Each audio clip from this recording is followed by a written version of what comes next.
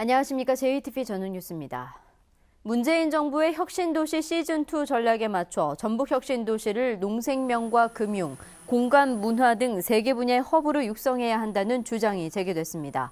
전북연구원은 농촌진흥청과 연계해 국립농업치유원과 농업안전클러스터 등 11개 사업을 추진해 혁신도시를 농생명 허브로 육성하고 국제금융센터 건립과 농업정책보험금융원 이전 등으로 혁신도시를 국내 제3금융허브로 만들어야 한다고 주장했습니다.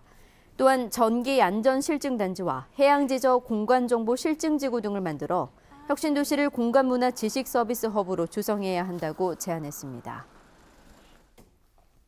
새만금의 핵심 기반시설인 남북도로 1단계 건설 공사에 대한 전북업체 참여 비율이 10% 이하에 그쳤습니다.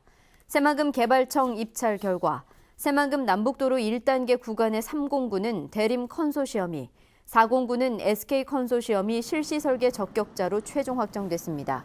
전북업체 참여 비율은 3공구가 5%, 4공구가 10%에 머물렀습니다. 총 길이 12.7km의 새만금 남북도로 1단계 구간은 오는 11월부터 공사가 시작돼 오는 2022년에 완공됩니다. 공직선거법 위반 혐의로 기소된 김생기 정읍시장이 낙마위기에 놓였습니다. 전주지법 정읍지원 제2형사부는 공직선거법상 사전선거운동과 부정선거운동 혐의로 기소된 김생기 정읍시장에게 벌금 200만 원을 선고했습니다. 이 벌금형이 확정되면 김 시장은 시장직을 잃게 됩니다. 김 시장은 총선을 앞둔 지난 3월 친목단체 회원들이 모인 자리에서 2차례에 걸쳐 더불어민주당 후보를 지지해달라고 발언한 혐의로 기소됐습니다. 전주시가 개발한 드론 축구팀이 전국에서 속속 생기고 있습니다. 서울과 경기 등 전국 12개 시도의 30개 드론 축구팀이 오늘 전주에 모여 공동 창단식을 열었습니다. 전주시는 대한드론축구협회 설립 등록을 정부에 신청한 가운데 다음 달 전국 대회도 열어 드론 축구의 저변을 넓혀 나갈 계획입니다. 전북수출지원기관협의회는 오늘 주영섭 중소기업청장 등을 초청한 가운데 수출 활성화 방안을 모색했습니다.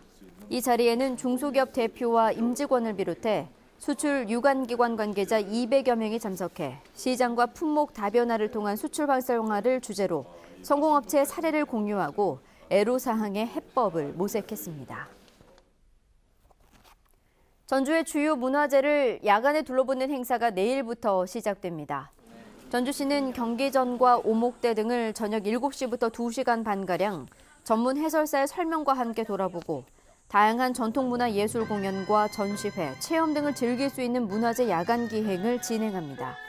문화재 야간 기행은 내일부터 매달 한 차례씩 9월까지 이어집니다.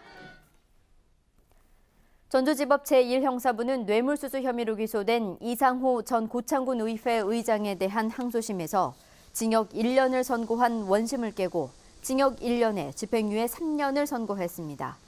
이 전 의장은 지난 2013년 고창군이 발주한 갯벌 생태지구 조성사업 공사를 수주하는 데 도움을 주는 대가로 건설업체 대표에게 1,200만 원을 받은 혐의로 구속 기소됐습니다.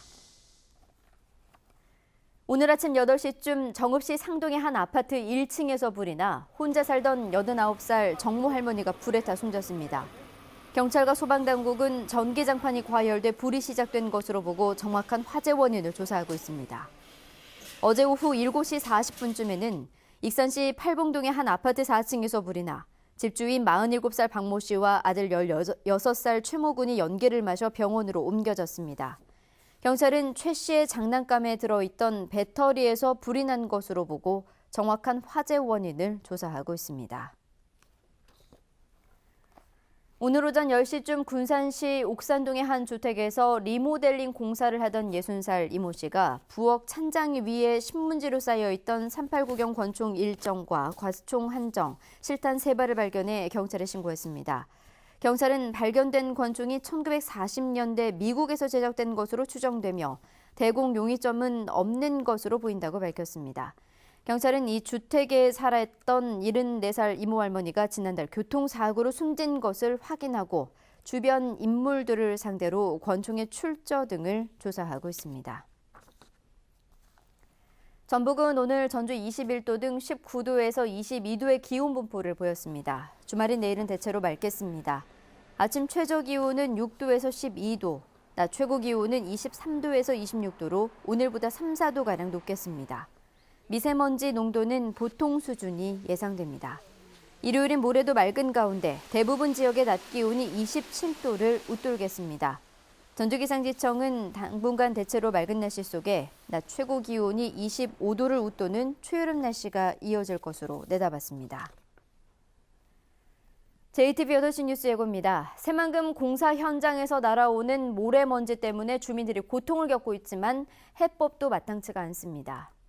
초등학교 1학년생이 교사가 던진 막대기에 맞아 코뼈가 부러졌습니다. 학부모에게는 아이가 코를 파다 피가 난 것이라며 거짓말까지 했습니다. 공직선거법 위반 혐의로 기소된 김생기 정읍시장에게 1심 법원이 벌금 200만 원을 선고했습니다. 전주에서 시작된 드론 축구가 전국으로 확산되고 있습니다. 12개 시도에 30개 팀이 생겼고 다음 달에는 전국 대회도 열립니다. JTBC 8시 뉴스에서 자세한 소식 전해드리겠습니다.